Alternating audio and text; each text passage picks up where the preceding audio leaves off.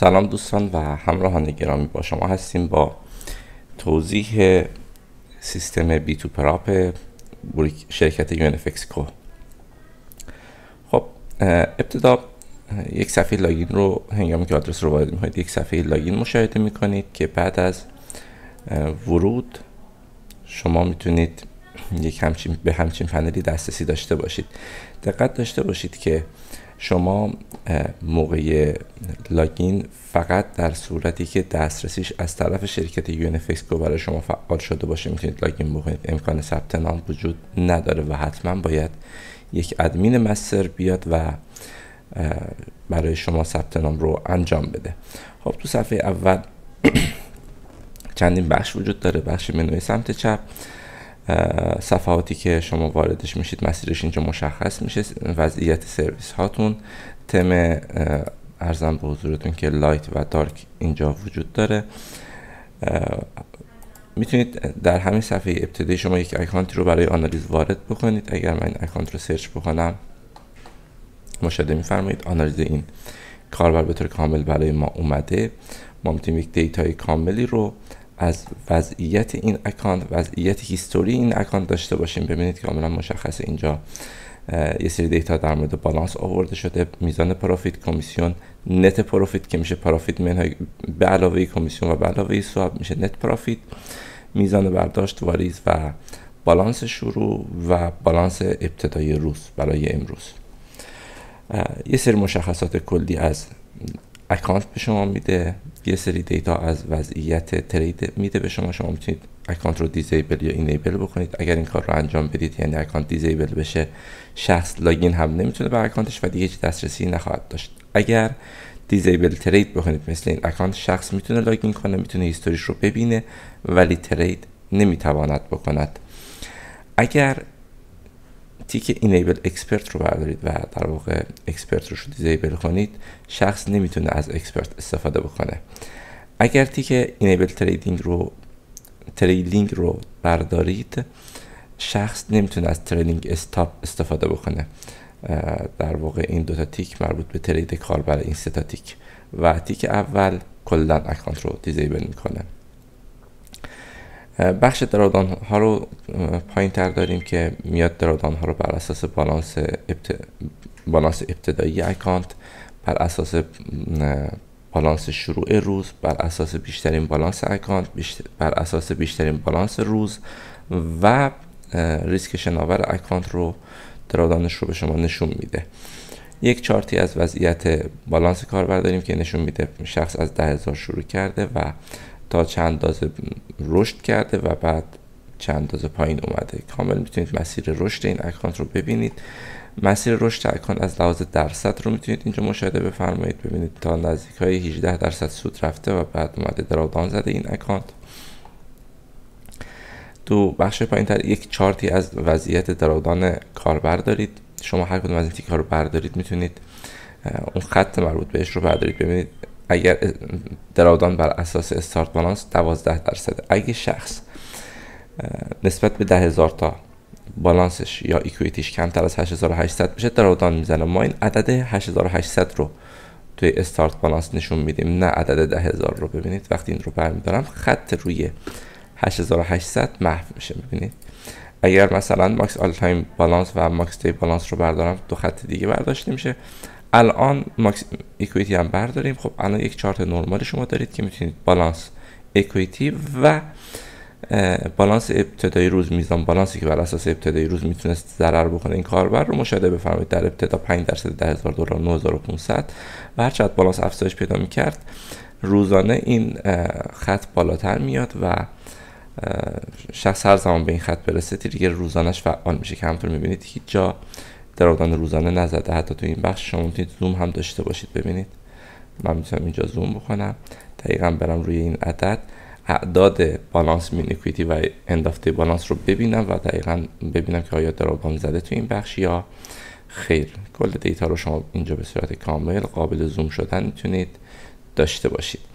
اما همونطور که می‌بینید ریسک شناور زده بود این اکانت، به خاطر همین هم هست که بدون رسیدن به این درآمدش زده شده، ریسک شناورش زده شده. یعنی ما اند اف دی بالانس هم میتونیم برداریم و اگر اینجا زوم بکنیم نسبت به بالانسش اینجا فلوتینگش خورده و در ریسک شناورش فعال شده. یک دکمه ریست اکانت اینجا وجود داره. شما زمانی که یک اکانتی رو به مشتری میدید، اگر مرحله اول رو پاس بکنه باید اکانت مرحله دوم بهش داده بشه، یا اگه تک مرحله اکانت ریل بهش داده بشه. شما نیازی نیست که اکانت جدیدی در اختیارش قرار بدید. اگر اینجا دکمه ریست اکانت رو بزنیم و بر فرض مثال اکانت لایو قرار تحویل بگیره، من اینجا اکانت لایو 1 رو وارد میکنم، مقدار بالانس رو وارد میکنم، بالانسش بوده 10,000 تا، حالا ما یک اکستندی هم میخوایم بهش بدیم، یه بونوسی هم میخوایم بهش بدیم یا هر چیزی، اکانتش با استارت بالانسش رو میخوایم بکنیم 11,000 تا، بر اساس 11,000 دلار بالانس شروع این کاربر خواهد بود و بر این اساس اکانت شارژ و ریست خواهد شد. اما چرا گذاشتم لایو 1؟ چون ممکنه این شخص در طول دوره‌ای که پیش ما حساب داره چندین اکانت لایو داشته باشه. برای اینکه بتونیم اینها رو از هم تفکیک کنیم و هیستوری هاشون رو جداگانه آنالیز داشته باشیم، بهتره که بنویسیم لایو 1، لایو 2، لایو 3 یا هر اسم یکتای دیگه‌ای که مد نظرمون هست اینجا بدیم و دکمه پروسس رو که بزنیم از ما میپرسه آیا این اکانت با بالانس 11,000 و توضیح لایو 1 میخواد ریست بشه یا نه، که اگر کانفرم ریست رو بزنم این اکانت ریست خواهد شد. در بخش پوزیشن ها ما میتونیم پوزیشن های کاربران رو ببینیم. کل پوزیشن های کاربران اینجا دیده میشه. اینجا یه خلاصه ای از وضعیت این اکانت نشون داده میشه. در بخش دیلز ما خلاصه ای از کلیه دیلز های کاربران رو داریم. بالا هم باز مجدد یه خلاصه ای از تمام دیلز ها داریم. در تمام این جداول ما از قبیل پوزیشن، دیلز و اوردر و یا هر بخش دیگه ما یک بخش فیلترینگ کاملی برای شما گذاشتیم که شما بر اساس هر مقداری که نیاز دارید بتونید اون جدولتون رو فیلتر بکنید. همینطور میتونید یک خروجی اکسل از در واقع CSV از این جدولتون داشته باشید. روی دکمه کالومز اگر کلیک بکنید شما میتونید، بذارید من فیلتر رو محو بکنم. خب روی دکمه کالومز که کلیک بکنید میتونید ستون‌هایی رو کم یا زیاد بکنید. میبینید این ستون اوردر حذف میشه و مجدد برمیگرده. تو بخش هج اکانت، اگر اکانتی معامله هجی با این اکانت داشته باشه، توی این بخش هج شما میتونید هج توی اکانت رو فقط مشاهده بکنید. ببینید اینجا به ما میگه توی این تاریخ این معامله با این معامله هج انجام داده تو خود اکانت. خب این فقط برای اینکه شما ببینید تو خود اکانت آیا هج انجام شده یا خیر. تو بخش هج انادر اکانت شما میتونید بررسی کنید بر اساس ثانیه. مثلا اینجا من میدم 240 ثانیه یا 30 ثانیه. میگم اگر اکانتی معامله هجی نسبت به این اکانت با اختلاف 30 ثانیه داشت به من نشون بده. وقتی سرچ رو بزنم معاملات این کاربر رو نشون میده. روی این دکمه فلش که کلیک بکنم نشون میده که این کاربر با چه اکانت های شماره لاگین هاشون اینجا هست، با چه پوزیشن آیدی هایی هج انجام داده و میزان اختلافش هم به ثانیه اینجا به شما نشون میده.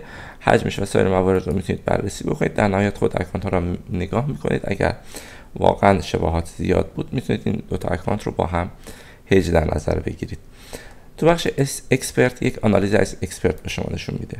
اگر من اینجا میلی ثانیه رو بزنم برای مثال 500 میلی ثانیه و اوردر هم بزنم 500 میلی ثانیه، خب طبیعتا یکی از ملاک های استفاده از اکسپرت یه سری آیتم های خاصیه.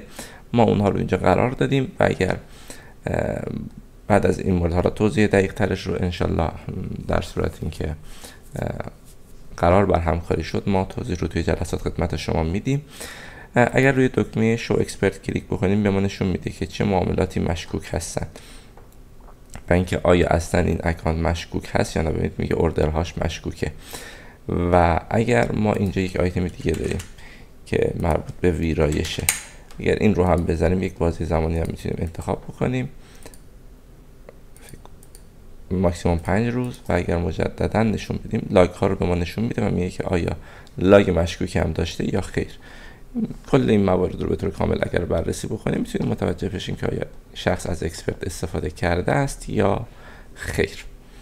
تو بخش دیوایس لاگین تو بخش دیوایس لاگین کل لاگین های کاربر رو به ما نشون میده. میگه این کاربر با چه آی پی در چه زمانی با چه وسیله آیفون بوده یا کامپیوتر بوده یا موبایل بوده، موبایل اندروید بوده، از چه کشوری با چه ASN ارگانیزیشنی، با چه ISP ارگانیزیشنی و با چه کامپیوتر آیدی لاگین انجام داده. نکته مهم توی بخش کامپیوتر آیدی هست.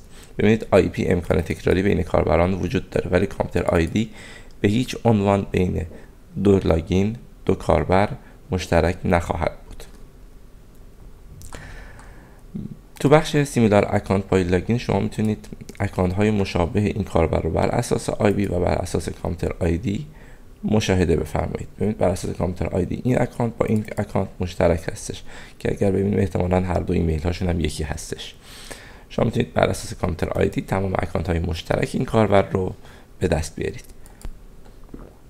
تو بخش سیمیلار اکانت پای پوزیشن شما اکانت های مشابهی که مثلا توی 5 ثانیه بیش از 90% تشابه بود بین پوزیشن های این کاربر و یا کاربر دیگه ای توی این بروکر به من نشون بده. دکمه سرچ رو که میزنیم اینجا به ما نشون میده که آیا این کار انجام شده یا خیر، در واقع اکانت مشابهی وجود دارد یا خیر که نو ریزالت به ما داده در حال حاضر.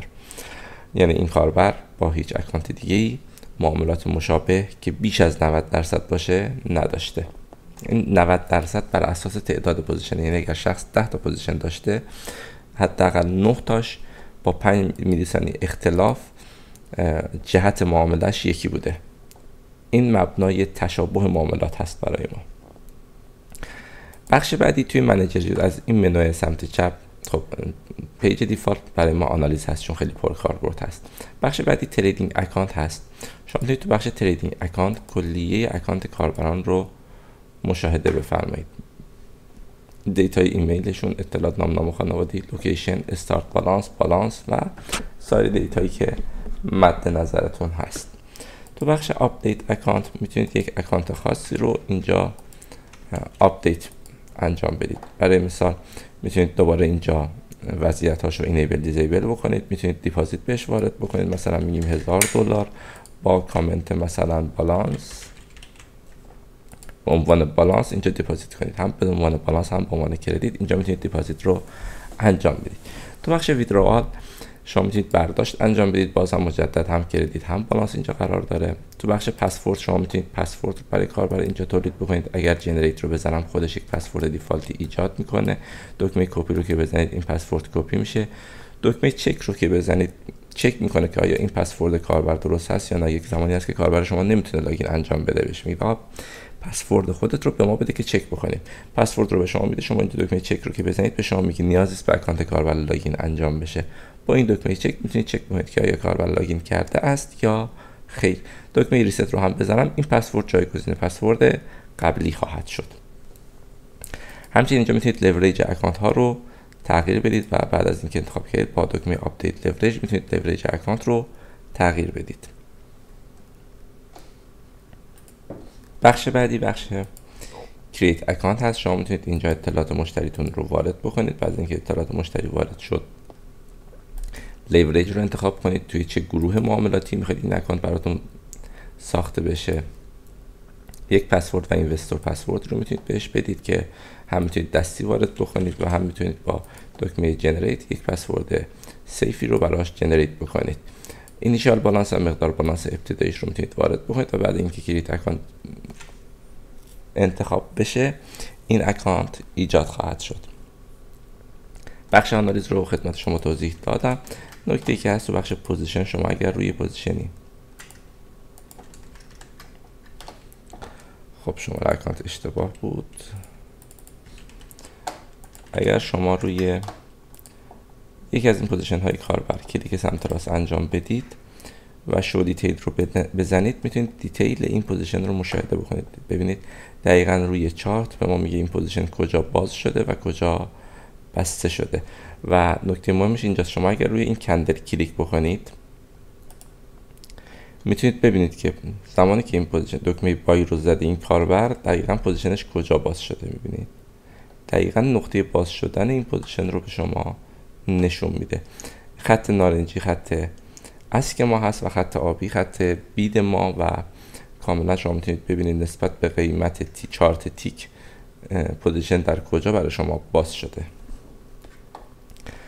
خب بخش بعدی بخش سرچ اکانت با لاگین. شما میتونید اینجا یک مقداری رو بر اساس آی پی ایمیل یا کامپیوتر آیدی وارد بکنید، یک محدوده تاریخی رو انتخاب بکنید و بعد از اون بگید تو چه گروه هایی میخواید این سرچ انجام بشه و کل اکانت هایی که با این آی پی خاص یا با این ایمیل یا با این کامپیوتر آیدی لاگین کردن رو به شما نمایش خواهد داد.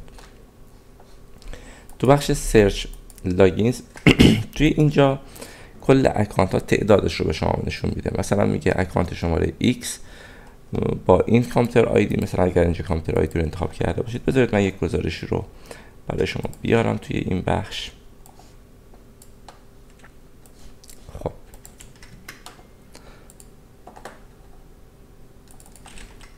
میخوام ببینم این کامپیوتر آیدی به چه اکانت هایی توی این بازه تاریخی توی گروه پراپ، توی گروه های پراپ لاگین انجام داده.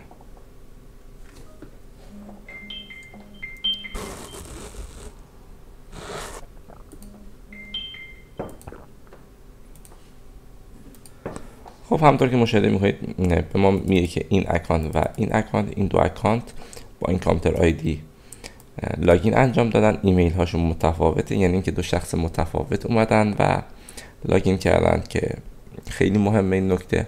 توی چه گروه هایی هست این اکانت هاشون، چه تعداد لاگین انجام دادن. ببینید ما فقط لاگین مین رو تو این گزارش در نظر میگیریم و نه لاگین اینوستور. یعنی اگر اینجا چنین گزارشی به ما داده، قطعا این دو اکانت با یک کامپیوتر آیدی اومدن لاگین انجام دادن. خب تو بخش دیتیل میاد دیتیل این 12 لاگین به این 106 لاگین رو به شما میده، همون دیتیلی که مثل کشور، ارگانیزیشن و ارزم به حضورتون که دستگاهی که باش لاگین شده، نوعش، آی پیش و سایر مشخصات رو به صورت دیتیل با جزئیات به ما نشون میده. ببینید اگر اینجا هم کلیک بکنم، از این تاریخ تا این تاریخ پراپ دکمه سرچ رو که بزنیم، این گزارش رو به ما نشون میده. با دیتیل کامل به ما دیتای لاگین رو به ما میده. اکانت های مختلف، هر دو اکانت اینجا وجود داره. من این گزارش بکنم 1000 تا،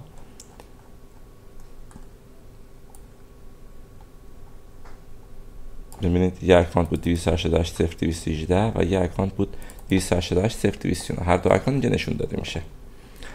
تو بخش پوزیشن آنالایز شما میتونید آنالیز یک پوزیشن رو به صورت کامل داشته باشید. خب شماره لاگینی که استفاده میکردیم این بود. خب کل پوزیشن های کاربر رو به شما نشون میده، از قسمت تیکت تا کامنت همون دیتای اصلی پوزیشنه، اما از مین بالانس به بعد دیتا کمی تغییر میکنه.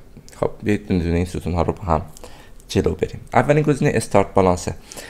زمانی که این پوزیشن باز شده، بالانس کاربر تو چه وضعیتی بوده، چه مقدار داشته. خب زمانی که اولین پوزیشن باز شده، به خاطر کسر کمیسیون 9997 دلار بالانسی بوده که موقع باز شدن این پوزیشن وجود داشته. حداقل دراودانی که نسبت به این بالانس این پوزیشن دیده چقدر بوده؟ حداقل دراودانش بوده 0.5%. این به درصد هستش. حداقل پروفیتش چقدر بوده؟ منفی 58 دلار تا منفی 58 دلار تو ضرر رفته و حداقل بالانسی که دیده شده چقدره؟ 9939 دلار. این از دیتای دراودان این اکانت. و حالا اگر روش کلیک راست بکنیم و شو دیتیل رو بزنیم، مجددا یک صفحه دیگه برای ما باز میشه. بالا دیتای کلی پوزیشن رو به شما میده و بخش پوزیشن پروسس خیلی مهمه. کلیه عملیات هایی که بر روی اون پوزیشن صورت گرفته، از قبیله اگر مودیفای انجام داده باشه، مثلا SLش رو تغییر داده باشه، تیپیش رو تغییر داده باشه، پارشالی انجام داده باشه، بخشی از پوزیشن رو سیف کرده باشه، هر چیزی که شما فکرشو بکنید، هر عملیاتی که تو این پوزیشن انجام شده باشه، به صورت لاگ به شما نشون میده. اینجا میگه که این اوردر چه زمانی گذاشته شده و حسب میلی ثانیه به شما دیتا رو میده. چه زمانی درخواست مودیفای اومده، چه زمانی مودیفای انجام شده، مودیفای صورت گرفته و چه زمانی پوزیشن بسته شده. کامل از زمان گذاشته شدن اوردر تا زمان بسته شدن پوزیشن شما دیتای کامل رو دارید. بخش بعدی شما یک حالت چارت مانندی دراودان اکانت رو اینجا دارید که میتونید ملاحظه بفرمایید شروع کار رفته تو ضرر و بعد همطور که میبینید رشد خوبی داشته این پوزیشن و در نهایت با $283 سود بسته شده. بخش بعدی بخش کاوریج هست که شما میتونید تو این بخش اکانت های پراپتون رو کاور بکنید روی یک اکانت نتینگ که به LP متصل هست. خب اگر روش کلیک بکنیم فکر میکنم که اکانت لاگینی تعریف نشده. بله اینجا اکانت های LP که تعریف شده قابل نمایش هست. اگر روش کلیک بکنید میتونید یک گزارشی از اون اکانت LP تون داشته باشید و اکانت های مختلف رو بهش متصل بکنید. بخش فاینانشال شما اگر فاکتوری براتون صادر شده باشه میتونید تو بخش مای اینوایس فاکتورتون رو مشاهده بکنید و طبیعتاً بعد از اینکه تایم اون فاکتورتون به اتمام برسه این سایت و این پنل به طور کلی براتون غیر فعال میشه در صورتی که پرداخت نشه و این لایسنس باید همیشه تمدید بشه و همیشه تاریخ داشته باشه. تو بخش اپلیکیشن اگر اپلیکیشنی از ما گرفته باشید و استفاده کرده باشید شما میتونید اینجا اون اپلیکیشن رو ببینید، مثل پلاگین استاپ آوت یا هر چیز خارجی دیگه. حالا پلاگین استاپ آوت درون همین سیستم بی تو پراپ گنجونده شده.